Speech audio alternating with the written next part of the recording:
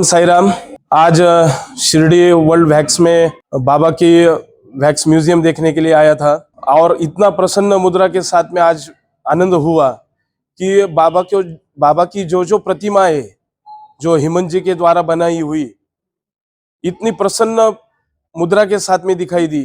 जैसे कि साई चरित्र के अध्याय में हर एक अध्याय में जो जो वर्णन है उस वर्णन में बाबा जैसे विभूति भक्तों को देते थे, जैसे भीमाजी पाटिल को विभूति देकर उनका हर एक रोग दूर कर दिया। उसी तरीके से बाबा तीसरे अध्याय में बाबा का वर्णन है, जो गेहूं बाबा पिसाते थे तो उसका अर्थ क्या है।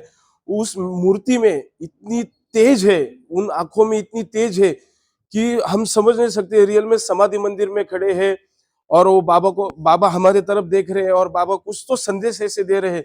इतनी आनंद मुद्रा के साथ में लग रहे हैं बाबा। और हर एक चीज में उन्होंने जो जो चीजें बाबा की मूर्तियां बनाई, जैसे चावड़ी में है बाबा शयन कर रहे हैं अपनी फली के ऊपर, जो बेड बाबा का है द्वारका माई में।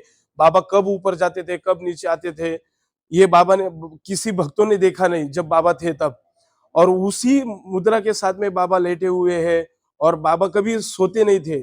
तो बाबा का वर्णन जो है कि बाबा कभी सोते थे नहीं, सिर्फ आंखें खुले होती थी और बाबा देखते। तो ऐसे हर एक मूर्ति, हर एक टिपिकल एक एक पॉइंट हेमंत जी ने बहुत सुंदर सा बनाया है। और उसके साथ में बाबा के लास्ट में जो सुदर्शन लेकर है कृष्ण भगवान का अवतार उसमें बताया है।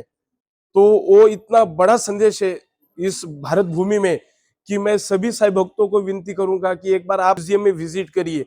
उसमें समझ में आएगा कि बाबा सच में बाबा का एक एक अर्थ क्या है। और बाबा की जो उंगलियां है, बाबा की जो आंखें हैं, उसमें सबसे ज्यादा अगर उस मूर्तियों में हो तो बाबा की आंखें हैं। वो आंखों में इतनी तेज है बाबा की कि ऐसे लगता है कि बाबा हमसे स्वयं बात कर रहे हैं।